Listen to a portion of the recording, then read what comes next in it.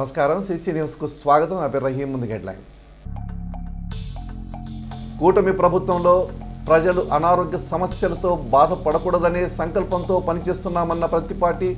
బొప్పుడిలో ఉచిత వైద్య శిబిరాన్ని ప్రారంభించిన మాజీ మంత్రి శాసనసభ్యులు ప్రత్తిపాటి పుల్లారావు. అధికారంతో సంబంధం లేకుండా ప్రజల కోసం నిత్యం పనిచేసే కార్యకర్తలు తెలుగుదేశం పార్టీకి గర్వకారణమన్న ప్రత్తిపాటి. క్యాంపు కార్యాలయంలో నేతలు కార్యకర్తలకు సభ్యత్వ కార్డులు పంపిణీ. పాల్గొన్న 3 మండలాల పార్టీ శ్రేణులు. అట్టహాసంగా కన్నుల పండుగగా జరిగిన శ్రీ నిదానంపాటి అమ్మవారి తిరునాళ్ల మహోత్సవం. తిరునాళ్లలో లక్షల్లో తరలివచ్చిన భక్తులు, అమ్మవారికి పసుపు కుంకుమ సమర్పించిన మహిళా భక్తులు. కొనసాగుతున్న పవిత్ర రంజాన్ మాస సేవా కార్యక్రమాలు. 600 మంది మహిళలకు చీరలు పంపిణీ చేసిన లక్కీ రోడ్ లైన్స్ అధినేత యూసుఫ్ అలీ. కూటమి ప్రభుత్వంలో ప్రజలు అనారోగ్య సమస్యలతో బాధపడకూడదు అనే సంకల్పంతో పనిచేస్తున్నామని మాజీ మంత్రి స్థానిక శాసనసభ్యులు ప్రత్తిపాటి పుల్లారావు అన్నారు. చిలకలూరిపేట పట్టణంలోని బొప్పుడి గ్రామం నందు కాటూరి మెడికల్ కళాశాల వారి ఆధ్వర్యంలో ఏర్పాటు చేసిన ఉచిత వైద్య శిబిరాన్ని ఆయన ప్రారంభించారు. కాటూరి వైద్య కళాశాల, ఎన్టీఆర్ వైద్య సేవా విభాగం సంయుక్తంగా అందిస్తున్న ఉచిత వైద్య సేవలను నియోజకవర్గ ప్రజలు సద్వినియోగం చేసుకోవాలని మాజీ మంత్రి శాసనసభ్యులు ప్రత్తిపాటి పుల్లారావు కోరారు.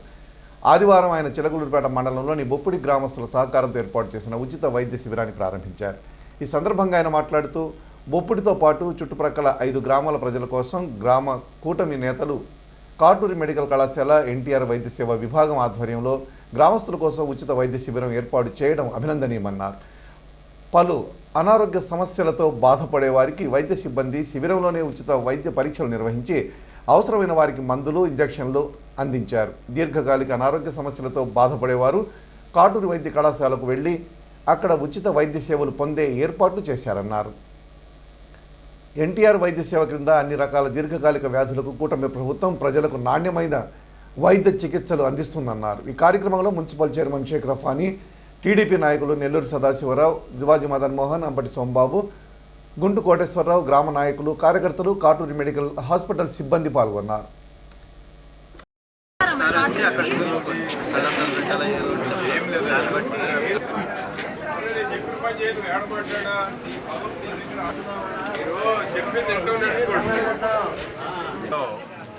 కాటూరి మెడికల్ కాలేజ్ ఆధ్వర్యంలో శివరామకృష్ణ కోఆర్డినేషన్, బొప్పుడి గ్రామ తెలుగుదేశం పార్టీ, జనసేన, బీజేపీ కూటమి ఆధ్వర్యంలో మెడికల్ క్యాంపు నిర్వహించి పేదల్లో ఎవరైతే ఉన్నారో అన్ని రకాల జబ్బులకు సంబంధించి అనారోగ్యంలో ఉన్నటువంటి అందరికీ పరీక్షలు నిర్వహించి, ఇక్కడేమో తాత్కాలిక జబ్బులు ఉన్నటువంటి వాళ్ళకేమో ఇక్కడే మెడిసిన్స్ ఇచ్చి, దీర్ఘకాలిక జబ్బులు ఉన్నటువంటి వాళ్ళకి కాటూరి మెడికల్ కాలేజీకి తీసుకెళ్ళి అక్కడ అన్ని రకాల వైద్య సేవలు అందించడం, దానికి ఎన్టీఆర్ వైద్య సేవ ఉచితంగా చేయబడుతూ ఉంది.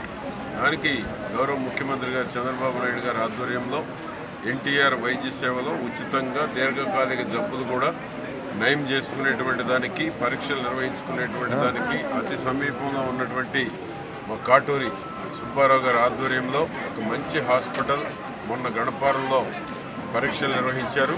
ఈరోజు బొప్పుడి గ్రామంలో నిర్వహిస్తూ ఉన్నారు. చుట్టుపక్కల ఉన్నటువంటి 5 గ్రామాల్లో కూడా పబ్లిసిటీ చేశారు. 5 గ్రామాల్లో ఉన్నటువంటి వాళ్ళు కూడా సాయంత్రం దాకా వచ్చి ఇక్కడ ఈ యొక్క ఓపీలో ఏ జబ్బు ఉంది ఏంటి, ఇక్కడికిక్కడే పరిష్కారం అయ్యే జబ్బా, లేకపోతే మెడికల్ కాలేజీ కాడికి తీసుకెళ్ళి పరీక్షలు నిర్వహించేటువంటిది అనేటువంటిది వాళ్ళు నిర్ణయించడం జరుగుతుంది. కాబట్టి ఈ అవకాశాన్ని సద్వినియోగం చేసుకోవాలని కూటమి ప్రభుత్వంలో ఏర్పాటు చేసినటువంటి యొక్క కాటూరి మెడికల్ కాలేజీ వారి సౌజన్యం, శివరామకృష్ణ కోఆర్డినేషన్, మా పార్టీ నాయకత్వం అందరూ కలిసి పేదలకి ఆరోగ్యమే మహాభాగ్యం అనేటువంటి విధంగా ఈ యొక్క క్యాంపులో అందరూ సద్వినియోగం చేసుకోవాలి, రాజకీయాలకు అతీతంగా సద్వినియోగం చేసుకోవాలని నేను కోరుతాను. గత ప్రభుత్వం సీఎం రిలీఫ్ ఫండ్ సాయం నిలిపివేసి ప్రజల ఆరోగ్యంతో ఆటలాడిందని మాజీ మంత్రి స్థానిక శాసనసభ్యులు ప్రత్తిపాటి పుల్లారావు అన్నారు.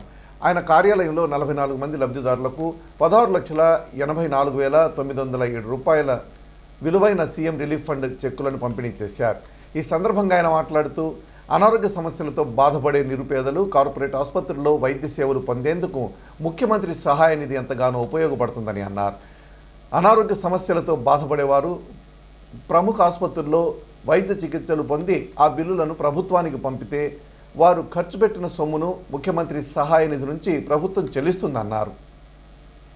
పేద కుటుంబాలకు మేలు చేసే ఈ పథకాన్ని గత ప్రభుత్వం పూర్తిగా నిలిపివేసిందని అన్నారు. ప్రజా వ్యవస్థను నీరుగార్చిందని, ప్రజల ఆరోగ్యంతో ఆటలాడుకుందన్నారు. తాము సమస్యలు ఎదుర్కొంటున్నప్పుడు, కష్టాల్లో ఉన్నప్పుడు ఆదుకొని పార్టీలు, నాయకులు ఉన్నా లేకపోయినా ఒకటేనని గ్రహించి ప్రజలు వైసీపీకి బుద్ధి చెప్పి సాగనంపారని పుల్లారావు తెలిపారు. ఈ కార్యక్రమంలో టీడీపీ నాయకులు నెల్లూరు సదాశివరావు, పట్టణ అధ్యక్ష కార్యదర్శులు పఠాన్ సమద్ ఖాన్, మద్దుమాల రవి, మండల అధ్యక్షులు జువాజీ మదన్ మోహన్, కామినేని సాయిబాబు, గ్రామ పట్టణ పార్టీ నాయకులు తదితరులు పాల్గొన్నారు. తెలుగుదేశం కుటుంబ సభ్యులకు పార్టీ సభ్యత్వ కార్డే అసలైన సిసలైన గుర్తింపు కార్డని మాజీ మంత్రి, స్థానిక శాసనసభ్యులు ప్రత్తిపాటి పుల్లారావు అన్నారు. ఆదివారం ఆయన పట్టణంలోని క్యాంపు కార్యాలయంలో నియోజకవర్గంలోని వివిధ మండలాల నాయకులకు టీడీపీ సభ్యత్వ కార్డులు పంపిణీ చేశారు. ఈ సందర్భంగా పార్టీ శ్రేణులను ఉద్దేశించి మాట్లాడారు. టీడీపీ సభ్యత్వాన్ని మించిన గుర్తింపు కార్డు మరొకటి ఉండదని, తెలుగుదేశం కుటుంబ సభ్యులుగా మనల్ని గర్వపడేలా చేసేది సభ్యత్వం కార్డేనని పుల్లారావు అభిప్రాయపడ్డారు. మండల, గ్రామ నాయకులు సభ్యత్వం పొందిన ప్రతి ఒక్కరికి గుర్తింపు కార్డు చేరేలా చూడాలని, అవసరమైతే ఇంటింటికి తిరిగి కార్డులు పంపిణీ చేసి కూటమి ప్రభుత్వం పనితీరుపై కార్యకర్తల అభిప్రాయాలు తెలుసుకోవాలని పుల్లారావు సూచించారు. కుటుంబ సాధికార సారథుల నియామక ప్రక్రియను ఈ నెలాఖరులోపు పూర్తి చేయాలని టీడీపీ నాయకులు, కార్యకర్తలు సాధికార సారథుల జాబితాలో విధిగా నమోదై ఉండాలని ప్రతిపాటి సూచించారు. సంక్షేమ పథకాలు అర్హులకే అందాలనేది కూటమి ప్రభుత్వ సదుద్దేశమని, కుటుంబాన్ని యూనిట్గా తీసుకుని ఉగాది నుంచి చంద్రబాబు ప్రభుత్వం P4 పథకాన్ని ప్రారంభించనున్నారు. రాష్ట్రంలోని పేద మధ్యతరగతి కుటుంబాలకు ఆర్థిక చేయూత అందించి ప్రతి ఒక్కరికి ఆదాయం పెంచి తద్వారా రాష్ట్ర తలసరి ఆదాయం పెంచాలన్నదే ప్రభుత్వ ప్రధాన లక్ష్యమని ప్రతిపాటి తెలిపారు. కార్యక్రమంలో చైర్మన్ షేక్ రఫానీ, టీడీపీ నాయకులు కరీముల్లా, నెల్లూరు సదాశివరావు, పఠాన్ సమద్ ఖాన్, జువాజీ మదన్ మోహన్, బండారుపల్లి సత్యనారాయణ, కామినేని సాయిబాబు, మద్దుమాల రవి, క్లస్టర్ యూనిట్ ఇన్ఛార్జీలు మరియు నాయకులు తదితరులు ఉన్నారు.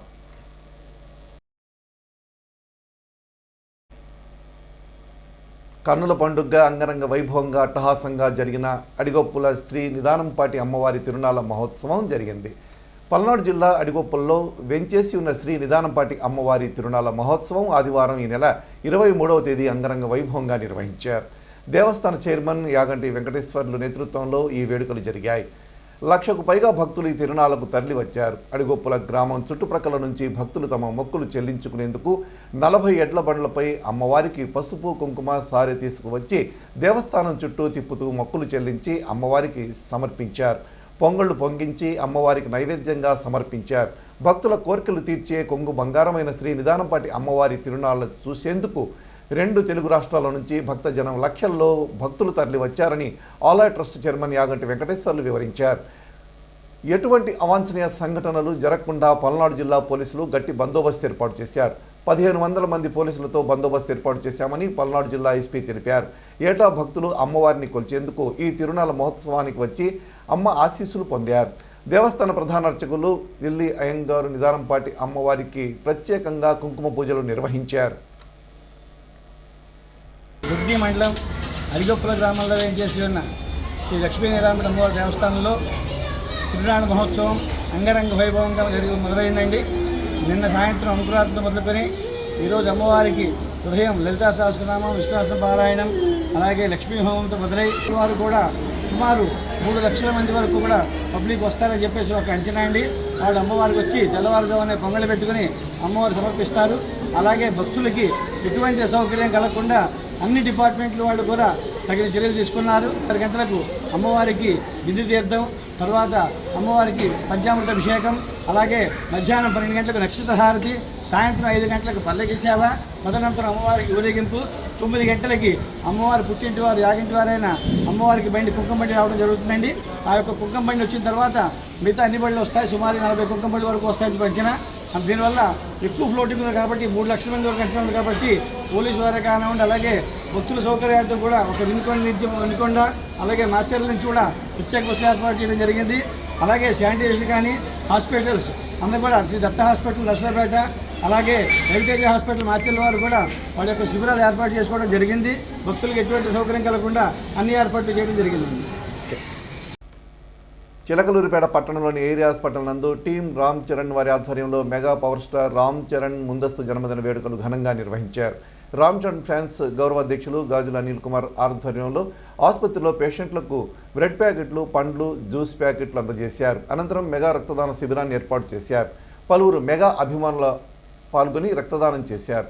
Megastar Chiranjeevi, power star Pawan Kalyan స్ఫూర్తితో రామ్ చరణ్ ముందస్తు పుట్టినరోజు వేడుకల్లో భాగంగా అన్నదాన కార్యక్రమం, రక్త శిబిరాలు వంటి పలు కార్యక్రమాలు నిర్వహించడం జరుగుతుందని వారు తెలిపారు. ఈ కార్యక్రమంలో Ram Charan fans vice president Basha, Uyyuru Narasimharao, councillor బేరింగ్ మౌలాలి, బులిబాబు, ఆముదాల లీలా కిషోర్, అచ్చుకల బ్రహ్మస్వాములు, కందుల రాజేష్, మెగా అభిమానులు పాల్గొన్నారు.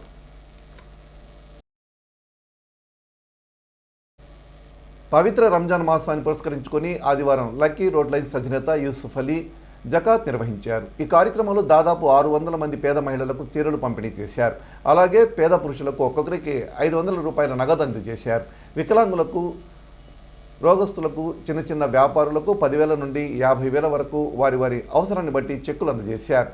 ఈ కార్యక్రమానికి ముఖ్య అతిథిగా మాజీ శాసనసభ్యురాలు, వైఎస్ఆర్ అధ్యక్షురాలు కందిమళ్ళ జయమ్మ హాజరై పంపిణీ చేశారు. ఈ సందర్భంగా ఆమె మాట్లాడుతూ యూసుఫ్ అలీ చేస్తున్న సేవలు వివరించారు. ఈ కార్యక్రమంలో cotton Rahman, Oxford school Aslam, municipal D Rahim తదితరులు పాల్గొన్నారు.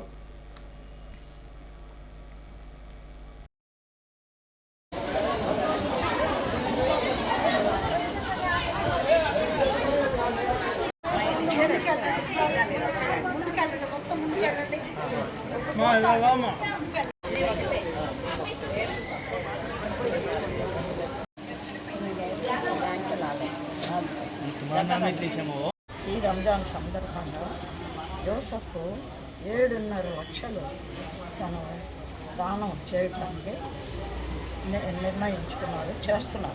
7.5 లక్షల రూపాయలు నగదు రూపంలో ఉండండి, చీరలకు కానివ్వండి. ఈ చీరల కోసం 2.5 లక్షలు నగదు రూపంలో ఇచ్చారు. అలాగే ఆర్థిక సహాయం కూడా 5 లక్షల దాకా పేదలకి, దగ్గర బంధువులకు కానివ్వండి, తెలిసిన వాళ్ళకి కానివ్వండి 5 లక్షల రూపాయలు ఆర్థిక సహాయం అందించారు. అందుకు మా యూసఫ్ని నేను మనసారా అభినందిస్తూ, ఇక కూడా యూసఫ్కి ఇలాగే దానగుణం ఇవ్వాలని, సంపదలు రావాలని, ఇలా ప్రజానికానందరికీ కూడా రంజాన్ శుభాకాంక్షలు తెలియజేసుకుంటున్నాను. అలాగే ప్రతి సంవత్సరం ఈ జకాత్ చెల్లించే విషయంలో ఎప్పుడు ఎలా అయితే చేస్తున్నామో ఈసారి కూడా ఒక 650 మంది పేద ముస్లిం మహిళలకు కానివ్వండి, హిందూ మహిళలకు కానివ్వండి 650 మందికి బట్టల పంపిణీ కార్యక్రమం జరిగింది. అలాగే తన పేదరికంలో ఉండి కూడా వాళ్ళ అవసరాన్ని బయటకు చెప్పుకోలేక వాళ్ళ పేదరికాన్ని బహిర్గతం చేసుకోలేనటువంటి కుటుంబాలు చాలా ఉంటాయి. వాటందరినీ ఎక్కడెక్కడ ఎవరెవరు ఉన్నారో అనేది వాళ్ళ ఇళ్ళకి వెళ్ళి కనుక్కొని వాళ్ళకి ఆర్థికంగా కూడా వెళ్ళి ఇంటింటికి వెళ్ళి సహాయం చేయడం జరిగింది. ఎందుకంటే వాళ్ళ పేదరికాన్ని బహిర్గతం చేసుకోవడానికి కూడా ఇష్టపడరు. అలా అని వాళ్ళ అవసరాలను కూడా చెప్పుకోలేరు, తీర్చుకోలేని పరిస్థితి అన్నమాట. మా ఖురాన్లో ఏముందంటే ముందు అలాంటి వాళ్ళకి మీరు ఇంటింటికి వెళ్ళి వెతికి మరీ వాళ్ళకి సహాయం చేయడంలో ఉన్నంత పుణ్యం ఇంకా వేరే దేంట్లో ఉండదు అని చెప్పారు. కాబట్టి మేము అలాగే ఇంటింటికి వెళ్ళి వాళ్ళకు కూడా నగదు రూపంలో ఇవ్వడం జరిగింది. అలాగే పేద ముస్లిం విద్యార్థులు, బయట ఇతర కులస్థ విద్యార్థులకు కూడా ఆర్థికంగా వాళ్ళ బీటెక్ విద్యార్థులకి ఫీజు కోసం వాళ్ళకు కూడా ఆర్థికంగా సహాయం చేయడం జరిగింది. పట్టణంలోని సిపిఐ కార్యాలయంలో ఆదివారం సర్దార్ భగత్ సింగ్ 94వ వర్ధంతి కార్యక్రమం జరిగింది. ఈ సందర్భంగా భగత్ సింగ్ చిత్రపటానికి పూలమాలలు వేసి నివాళులు అర్పించారు. ఈ సందర్భంగా పలువురు మాట్లాడుతూ భగత్ సింగ్ యువతరానికి స్ఫూర్తిగా నిలిచారన్నారు. బ్రిటిష్ వారిని ధైర్యంగా ఎదిరించిన దేశభక్తుడని కొనియాడారు. కార్యక్రమంలో సిపిఐ ఏరియా కార్యదర్శి తాళూరి బాబురావు, ఏఐవైఎఫ్ రాష్ట్ర సహాయ కార్యదర్శి సిపిఐ సుభాని, మాజీ కౌన్సిలర్ చెరుకుపల్లి నిర్మల తదితరులు పాల్గొన్నారు.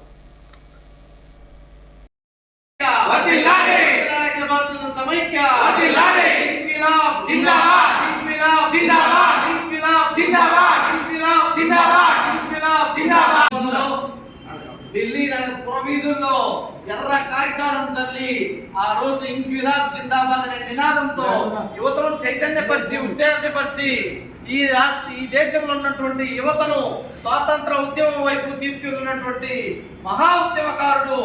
ఆ రోజుల్లోనే ఐరోపా ఉద్యమ చరిత్రను చదివి ఉద్యమాలకు ఆకర్షితుడై ఆ భారతదేశ స్వాతంత్ర ఉద్యమంలో తనదైన ముద్ర వేసుకొని ఆనాటి నుంచి ఈనాటి వరకు కూడా ఆయన చనిపోయి 94 సంవత్సరాలైనా కూడా ఇప్పటికి కూడా ఈ దేశ ప్రజలు, ఈ దేశ యువత ఆయన ఆదర్శ భావాలను తీసుకొని ముందుకు సాగుతా ఉన్నారు. భారత రాజ్యాంగ పరిరక్షణ సమితి కార్యకర్తల సమావేశం ఆదివారం నాదెళ్ల మండలం గణపవనంలో జరిగింది. ఈ సందర్భంగా సమితి వ్యవస్థాపక అధ్యక్షులు ఎస్ సుబ్బారావు మాట్లాడుతూ రాజ్యాంగాన్ని పరిరక్షించుకోవాల్సిన బాధ్యత ప్రతి పౌరుడిపై ఉందన్నారు. ఈ కార్యక్రమంలో విశ్రాంత ఐఆర్ఎస్ అధికారి B Rajeswararao, D Kondaiah, Koppula Obaiah, S Venkatesh, N Anjibabu, Koteswararao తదితరులు పాల్గొన్నారు. పట్టణంలోని పలు ప్రాంతాల్లో స్థానిక హుదా సొసైటీ వ్యవస్థాపక అధ్యక్షులు మహమ్మద్ అబ్బాస్ ఖాన్ ఆధ్వర్యంలో రంజాన్ పర్వదినం సందర్భంగా పేదలకు, వితంతువులకు బియ్యం పంపిణీ కార్యక్రమం నిర్వహించారు. ఈ సందర్భంగా సొసైటీ చైర్మన్ అబ్బాస్ ఖాన్ మాట్లాడుతూ పవిత్ర రంజాన్ మాసంలో కఠోర ఉపవాస దీక్షలు పాటించి పేదల ఆకలి బాధలను తెలియజేస్తాయని, మానవ సేవే మాధవ సేవ అని కులమతాలకు అతీతంగా పేదలకు, వితంతువులకు బియ్యం పంపిణీ చేస్తున్నట్లు తెలిపారు. ఈ కార్యక్రమంలో మాజీ councillor Syed Basheer, Mufti Anas Khan Nadvi, Huda society volunteers మరియు ముస్లిం మత పెద్దలు పాల్గొన్నారు. సిసి న్యూస్ ఇంతటితో సమాప్తం. తిరిగి మరో బులెటిన్లో మళ్ళీ కలుద్దాం. త్వరగా సెలవు. నమస్కారం.